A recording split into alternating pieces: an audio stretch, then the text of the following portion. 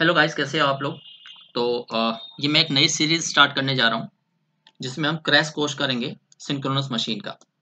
Right, क्योंकि अभी जिसके पास टाइम बहुत कम है, आप ये क्रैश कोर्स देख के अपना जो क्वेश्चंस लगाने का कॉन्सेप्ट है वो आप स्ट्रॉन्ग कर सकते हो। राइट, तो चलिए हम स्टार्ट करते हैं। ये पहला लेक्चर होगा जिसमें हम बेसिक इंट्रोडक्शन देखेंगे सिंक्रोनस मशीन का। सबसे पहले देखते हैं प्रिंसिपल ऑफ ऑपरेशन। तो जैसे जो बेसिक इंट्रोडक्शन है कि जो सिंक्रोनस मोटर है या अल्टरनेटर है वो क्या काम करता है। जैसे अल्टरनेटर मैकेनिकल को इलेक्ट्रिकल में कन्वर्ट करता है, मोटर इलेक्ट्रिकल को मैकेनिकल में कन्वर्ट करती है। तो ये सारी चीज़ें आपको आई होप पता होगा।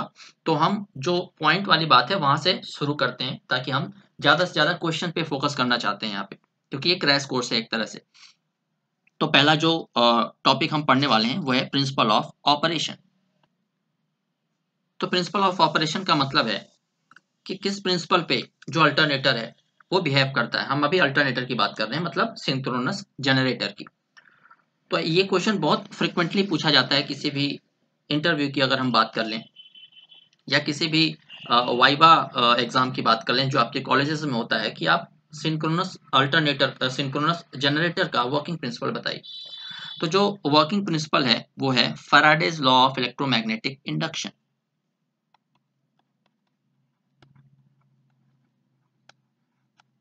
फैराडेज लॉ ऑफ इलेक्ट्रोमैग्नेटिक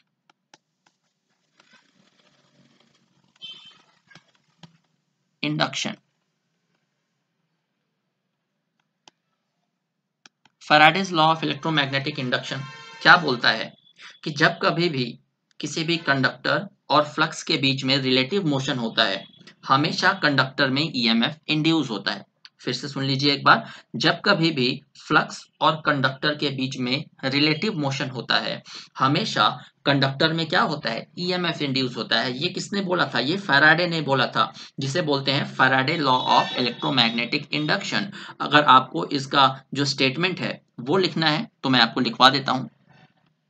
तो लिख लीजिएगा, Faraday's law states that, Faraday's law क्या बोलता है कि whenever there is a relative motion between the flux and set of conductors and EMF will induced in a conductor. ये वही statement है जो मैंने आपको हिंदी में बताया था। राइट, तो ये स्टेटमेंट आपको कहीं भी आप लिख सकते हो या किसी भी इंटरव्यू में आप बता सकते हो। ये एक्चुअल स्टेटमेंट है फैराडेज लॉ का। राइट, तो ये तो हमने देख लिया कि फैराडे लॉ क्या है। जब कभी भी किसी भी फ्लक्स और कंडक्टर के बीच रिलेटिव मोशन होगा, हमेशा कंडक्टर में ईएमएफ इंड्यूस होगा। अब बात करते हैं, हमने ये तो देख लिया कि कंडक्टर में ईएमएफ इंड्यूस हो रहा है, तो उस ईएमएफ की वैल्यू क्या होगी। तो वो ईएमएफ जो कंडक्टर में इंड्यूस हो रहा है उसकी वैल्यू होती है E is equal to BLV sine theta. ये वही ईएमएफ है जो इंड्यूस हुआ है बिकॉज ऑफ फैराडेज लॉ। तो यहाँ पे मुझे बताइए कि BLV और थीटा ये क्या रिप्रेजेंट कर रहा है। राइट, ये एमसीक्यूज के फॉर्म में कई बार पूछ लिया जाता है। तो जो थीटा है लिखिएगा, थीटा क्या रिप्रेजेंट कर रहा है? थीटा है angle between B and V, angle between B and V. अब बी और वी क्या है ये आपको जानना है। तो वी है velocity of conductor, velocity of conductor in metre per second. ये इस कंडक्टर की वेलोसिटी है जो v है। b क्या रिप्रेजेंट कर रहा है? b रिप्रेजेंट कर रहा है फ्लक्स डेंसिटी। b क्या रिप्रेजेंट कर रहा है दोस्तों? b रिप्रेजेंट कर रहा है फ्लक्स डेंसिटी, जिसका यूनिट क्या होता है? टेस्ला और weber per metre, weber per metre square. Right, एक जो लेक्चर है मैं एसएससी जेई के लिए भी बनाने वाला हूँ, ये गेट ईएससी के लिए है। तो गेट ईएससी का जब क्रैश कोर्स खत्म हो जाएगा सिंक्रोनस का, तो मैं आप लोगों के लिए एसएससी जेई या फर्दर जो भी एग्जाम आने वाला होगा उसका वीडियो मैं अपलोड करता जाऊंगा। तो ये तो आपने देख लिया कि जो फैराडेज लॉ है वो क्या होता है। नेक्स्ट हमें देखना है फ्लेमिंग्स राइट हैंड रूल क्या होता है, ताकि हम वर्किंग समझ सकें अल्टरनेटर की। तो नेक्स्ट हेडिंग डालिएगा Fleming right hand rule, Fleming right hand rule.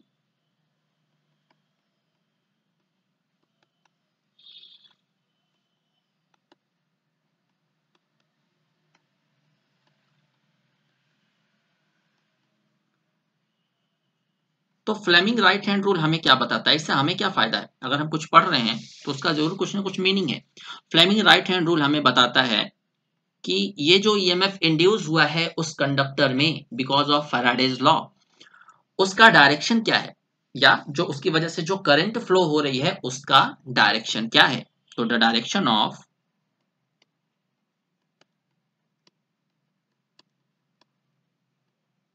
induced EMF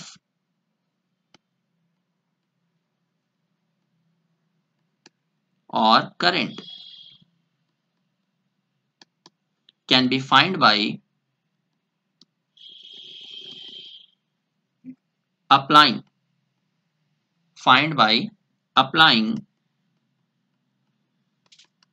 Fleming's right hand rule. Fleming's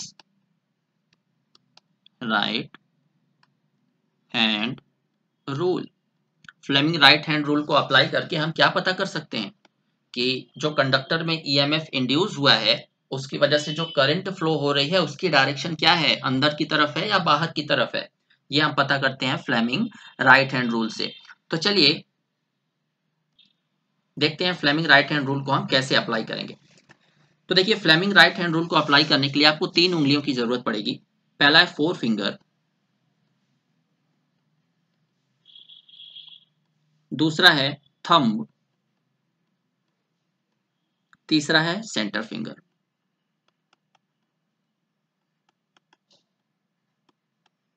ये 3 उंगलियों की आपको जरूरत पड़ेगी। तो जो 4 फिंगर है वो हमें क्या बताएगा, 4 फिंगर बताएगा direction of flux.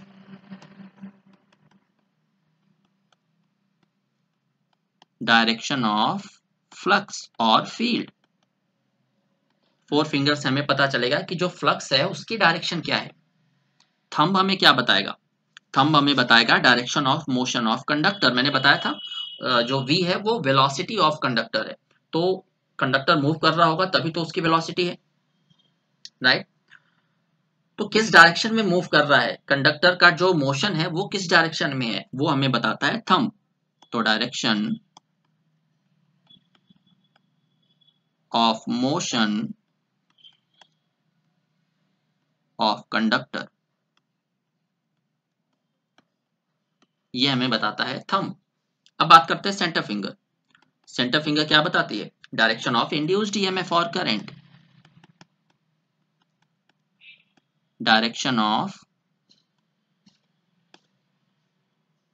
Induced EMF और करंट। करंट की डायरेक्शन या इंड्यूस्ड ईएमएफ की डायरेक्शन हमें पता चलती है सेंटर फिंगर से। ये क्लियर हो गया। तो अब चलिए एक छोटा सा कॉन्सेप्ट मैं बता देता हूं, फिर उसके बाद आगे का डिस्कशन करते हैं। कि 2 चीजें आपको जानना जरूरी है कि अगर हम सिंक्रोनस मशीन की बात करते हैं,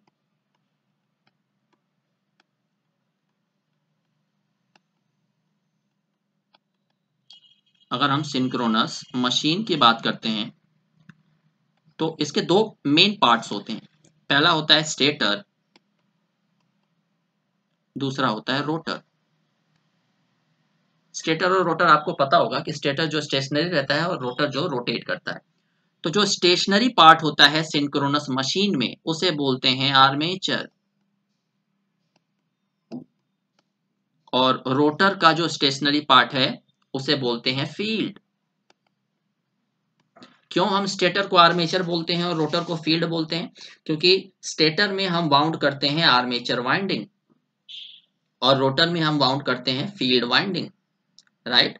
अब 2 चीजें और थोड़ा सा ध्यान दे दीजिएगा। जो आर्मेचर है वो 3 फेज वाइंडिंग है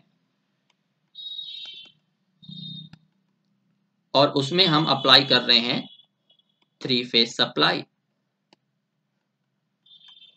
3 फेज एसी सप्लाई, राइट।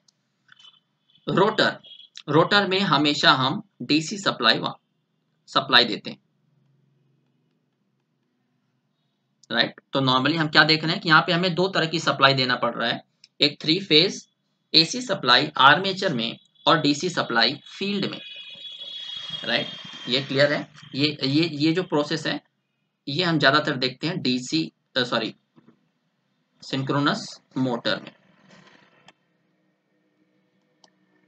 तो जो बेसिक कॉन्सेप्ट है वो याद रखिएगा कि सिंक्रोनस मोटर में क्या होता है कि जो स्टेटर है वो स्टेशनरी होता है, यानी कि जो आर्मेचर है वो स्टेशनरी होता है, लेकिन जो फील्ड है वो रोटेट करती है। राइट, ये क्लियर है। तो अब हम समझ सकते हैं वर्किंग ऑफ अल्टरनेटर। अल्टरनेटर काम कैसे करता है, चलिए देखते हैं। देखिए, अल्टरनेटर की वर्किंग समझने के लिए हमें थोड़ा सा दो कॉन्सेप्ट समझना पड़ेगा, क्योंकि ये क्रैश कोर्स है तो हम बहुत ज़्यादा डीप में नहीं जाएंगे। हम सिर्फ वही चीज़ पढ़ेंगे जो हमारे लिए ज़रूरी है और कम समय में खत्म हो जाए। तो जो अल्टरनेटर है उसका रोटर दो टाइप का होता है, या जो सिंक्रोनस मशीन है उसका रोटर दो टाइप का होता है। एक एक होता है सिलेंड्रिकल रोटर,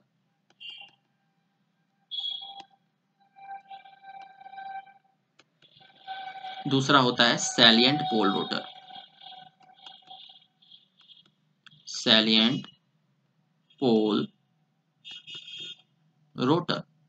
राइट, तो हम यहाँ पे जो वर्किंग समझने वाले हैं वो सैलिएंट पोल से समझेंगे। दोनों की वर्किंग सेम होती है, बट आपको मैं शेप दिखा देता हूँ कि जो शेप बनता है सैलिएंट रोटर का शेप कैसा होता है और सिलेंड्रिकल रोटर का शेप कैसा होता है। राइट, तो देख लीजिए, ये है सिलेंड्रिकल रोटर का शेप।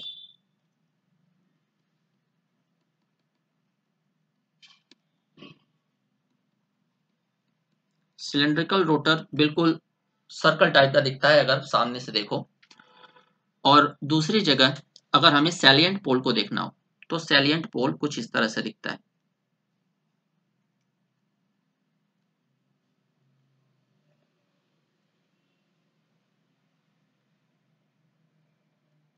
यह है सैलिएंट पोल।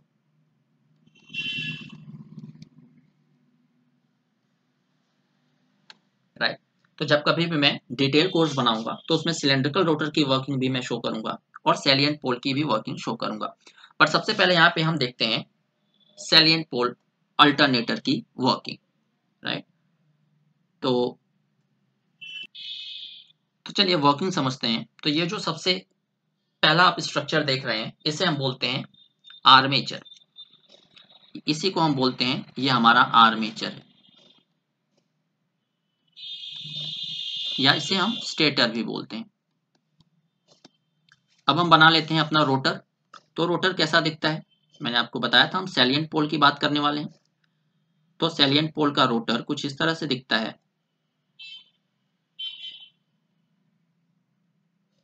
राइट, अब इसको लिख लेते हैं, नहीं तो आप कंफ्यूज मत हो जाना। ये है हमारा रोटर, या नॉर्मली इसे हम फील्ड बोलते हैं क्योंकि फील्ड वाइंडिंग इस पे वाउंड करी गई होती है। तो अब देखिए, मान लीजिए यहाँ पे नॉर्थ आ गया, यहाँ पे साउथ आ गया। अब एक्चुअली आपको आई होप कि पता होगा कि नॉर्थ और साउथ कैसे इंड्यूस होता है। अगर नहीं पता तो मैं बता देता हूँ। चलिए, नॉर्थ और साउथ पोल कैसे इंड्यूस हुआ वो हम देख लेते हैं।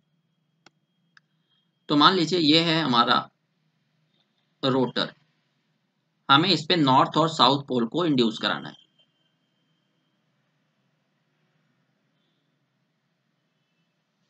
राइट, तो हमने क्या किया इस पे कुछ, मैंने क्या बताया था, रोटर में हम हमेशा डीसी सप्लाई देते हैं। तो यहाँ पे हमने एक कॉइल लगा दिया, ये डंबल टाइप का स्ट्रक्चर है कुछ। राइट, तो उस डंबल टाइप के स्ट्रक्चर के हैंडल में हमने क्या कर दिया, डीसी सप्लाई दिया। ये हमने डीसी सप्लाई दिया यहाँ से। तो करंट क्या है, फ्लो होना स्टार्ट हो गई। करंट फ्लो होना स्टार्ट हो गई तो करंट की डायरेक्शन क्या होगी,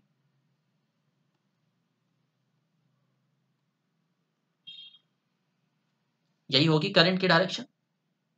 मतलब जो करंट है वो इस पॉइंट से बाहर आ रही है, इस पॉइंट से बाहर आ रही है और यहाँ से अंदर जा रही है। देखिए, यहाँ से बाहर आई, फिर यहाँ से अंदर चली गई, यहाँ से बाहर आई, यहाँ से अंदर चली गई, यहाँ से बाहर आई, यहाँ से अंदर चली गई, यहाँ से बाहर आई, यहाँ से अंदर चली गई।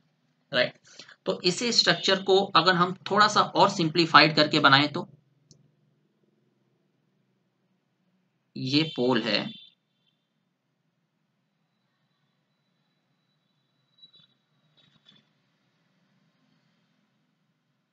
एक तरह से हमने मान लिया ये फील्ड है। अब ध्यान दीजिएगा, यहां से मैंने आपको क्या बताया कि इस पर्टिकुलर सेक्शन में करंट बाहर की तरफ आ रही है। तो हमने मान लिया कि कुछ इस तरह से कॉइल हमने लगाया हुआ है,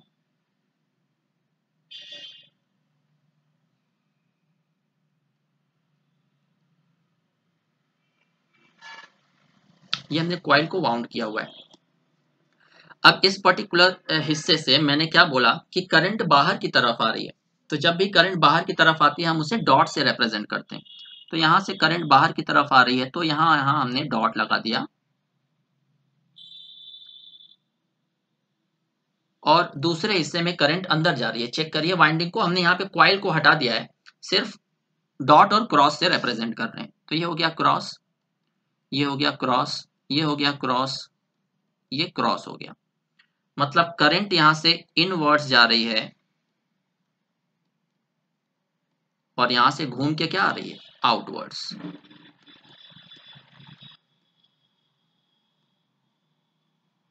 राइट।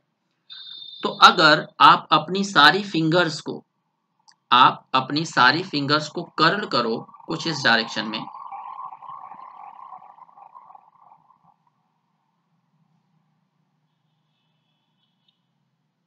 और थंब का डायरेक्शन ये रखिए।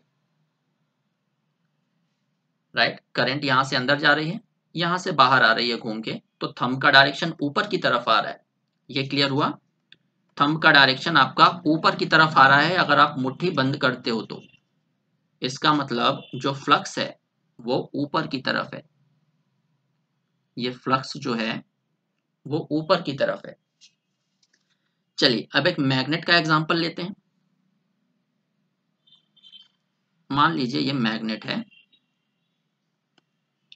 यहाँ पे नॉर्थ है, यहाँ पे साउथ। तो मैग्नेट के बाहर हमेशा, या जो मटेरियल के बाहर हमेशा जो फ्लक्स है वो नॉर्थ से साउथ जाती है। राइट, तो ये नॉर्थ से साउथ जा रही है फ्लक्स।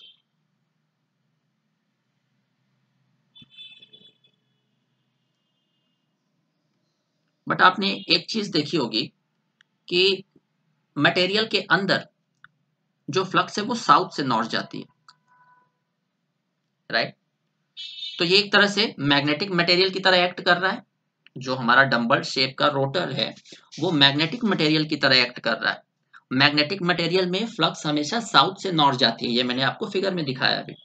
तो हम बोल सकते हैं कि यहाँ पे हमारा नॉर्थ है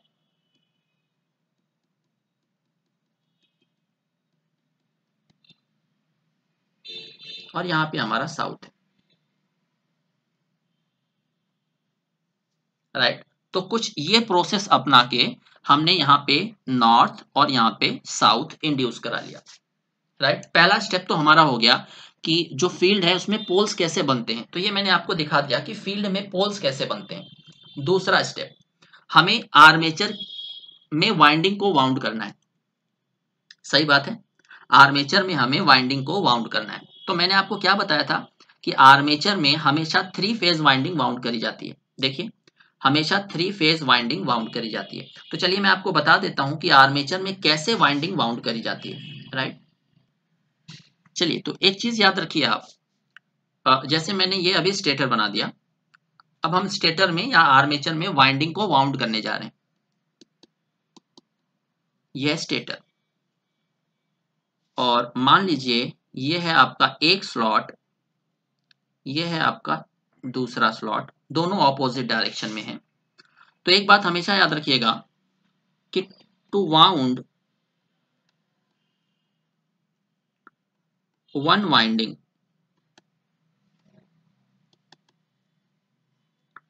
we require two slots, we require two slots। एक वाइंडिंग को वाउंड करने के लिए हमें कितने स्लॉट की आवश्यकता होती है, 2 स्लॉट की। कैसे? हमारे पास ये स्लॉट 1 है, मान लीजिए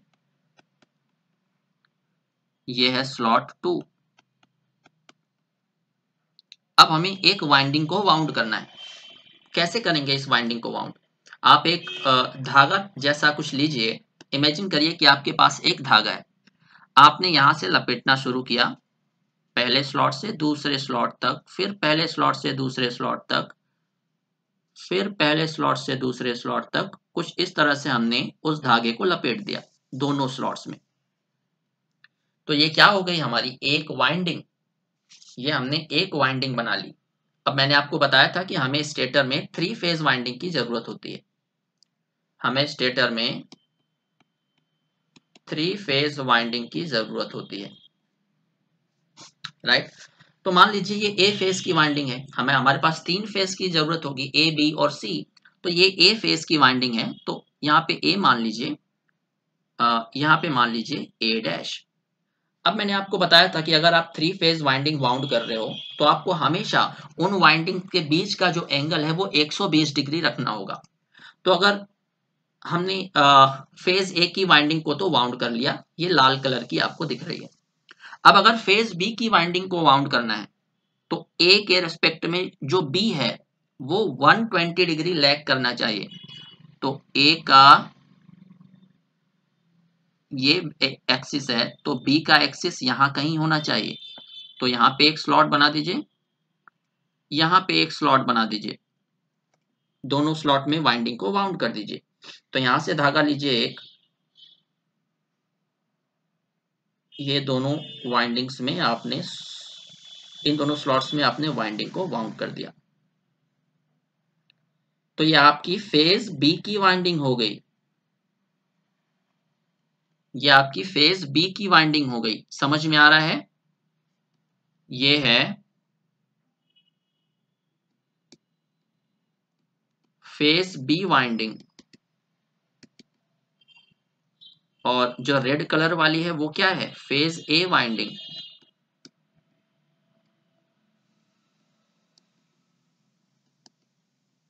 राइट।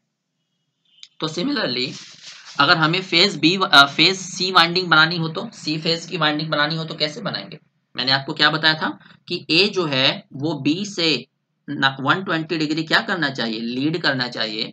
सिमिलरली जो बी है, ये अगर हम इसे बी मान लेते हैं, ये बी डैश हो जाएगा ऑपोजिट वाला।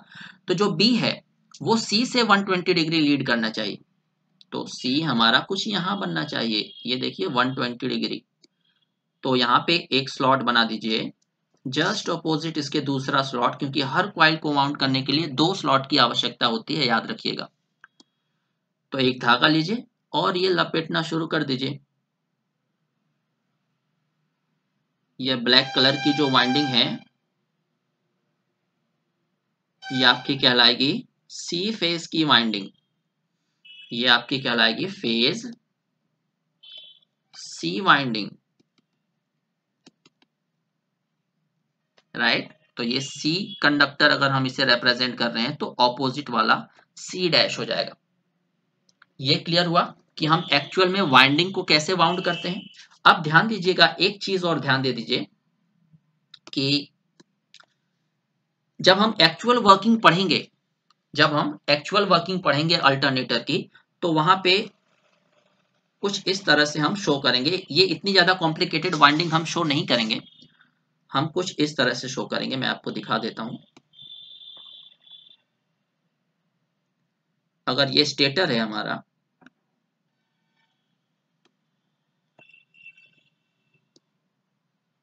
करेक्ट, ये स्टेटर आपको दिख रहा है, तो हम क्या करेंगे, यहाँ पे हम क्वाइल शो करेंगे ए, यहाँ पे हम क्वाइल शो करेंगे ए, यहाँ पे क्वाइल हम क्या शो करेंगे? ए डैश, राइट। इसका मतलब ये रेड कलर वाला आप देख सकते हो, रेड कलर का जो फेज ए की वाइंडिंग है हम उसको 2 क्वाइल से रिप्रेजेंट कर देंगे कि ऊपर यहाँ से एक क्वाइल गई हुई है, नीचे से निकल रही है, राइट। तो कुछ इस तरह से हम ए फेज की वाइंडिंग को शो करेंगे। ये हो गया सी फेज की वाइंडिंग, ये सी डैश, और ये हो जाएगा बी फेज की वाइंडिंग, ये है बी, ये है बी डैश, राइट। और हमने अपने स्टेटर में वाइंडिंग लगा दी है, और रोटर में पोल कैसे इंड्यूस हुए हैं वो भी हमने देख लिया है। इस तरह से रोटर था,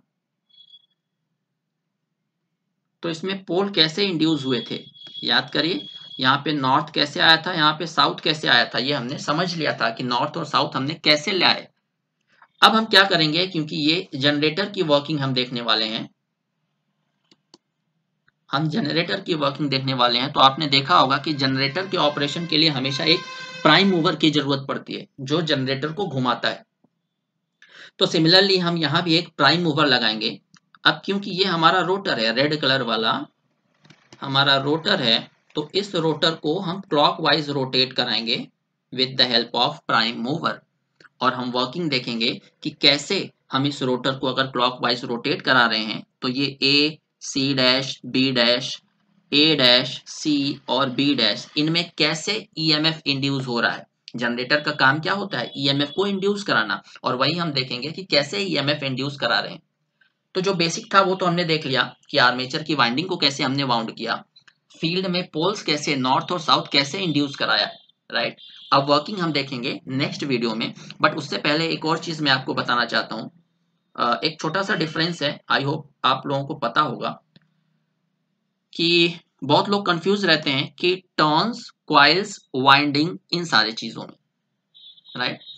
तो देखिए, अगर हम एक कंडक्टर ले लें तो इसे हम बोलेंगे सिर्फ एक कंडक्टर, राइट। ये एक कंडक्टर है। अगर हम दो कंडक्टर ले लें तो एक ये कंडक्टर है, एक ये कंडक्टर है, और इन दो कंडक्टर को हमने क्या किया, एक साइड से एक्सटेंड करके ज्वाइन कर दिया। ये है कंडक्टर 1। अब यहाँ पे दो कंडक्टर की यूज हो रही है, देखिएगा, ये है कंडक्टर 1, ये है कंडक्टर 2। तो ये आपको एक टर्न जैसा स्ट्रक्चर दिख रहा है, ये आपको एक टर्न जैसा स्ट्रक्चर दिख रहा है, तो इसे बोला जाता है टर्न। ये है एक टर्न। तो यहां से हमारा कंक्लूजन क्या मिल गया कि दो कंडक्टर को मिला के एक टर्न बनता है। तो दो कंडक्टर को मिला के एक टर्न बनता है।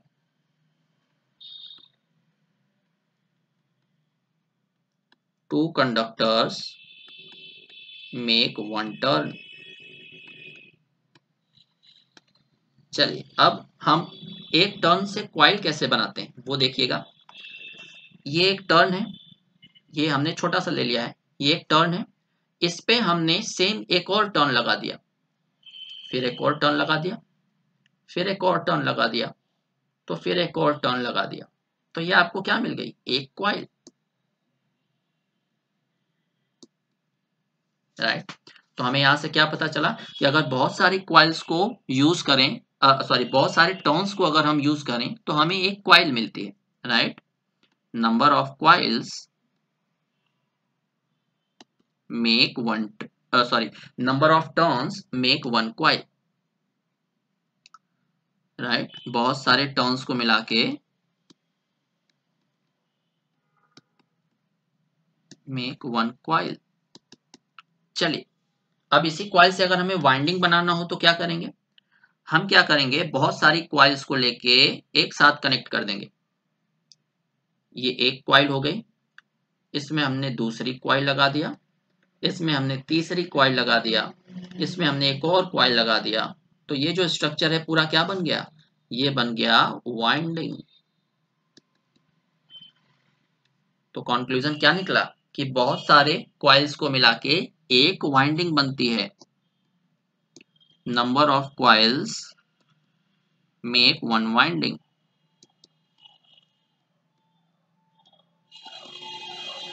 राइट। तो आपको आई होप ये जो डिफरेंस है वो क्लियर हो गया होगा कि सबसे पहले जो बेसिक स्ट्रक्चर है हमारा वो कंडक्टर होता है, वो कंडक्टर होता है। फिर हम क्या करते हैं, दो कंडक्टर को यूज करके एक टर्न बनाते हैं, बहुत सारे टर्न्स को यूज करके एक क्वाइल बनाते हैं, बहुत सारी क्वाइल्स को यूज करके एक वाइंडिंग बनाते हैं। तो ये आई होप आपको जो बेसिक है वो आपको क्लियर हो गया होगा। तो जो नेक्स्ट वीडियो में लेके आऊंगा उसमें मैं आपको बताऊंगा जो अल्टरनेटर है वो काम कैसे करता है, राइट। तो तब तक के लिए थैंक यू वेरी मच। और अगर आपको डिटेल अभी पढ़ना है पूरा का पूरा सब्जेक्ट, तो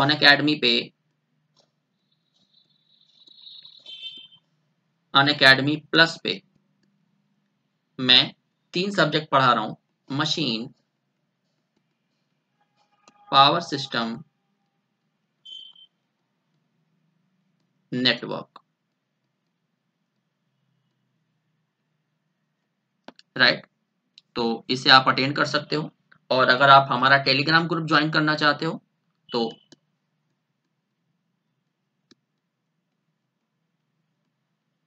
Ravendra Yadav for GATE ESE इस नाम से हमारा टेलीग्राम ग्रुप है, आप उसे ज्वाइन कर सकते हो, right. So thank you very much. चलिए मिलते हैं नेक्स्ट वीडियो में। चैनल को सब्सक्राइब करना मत भूलिएगा।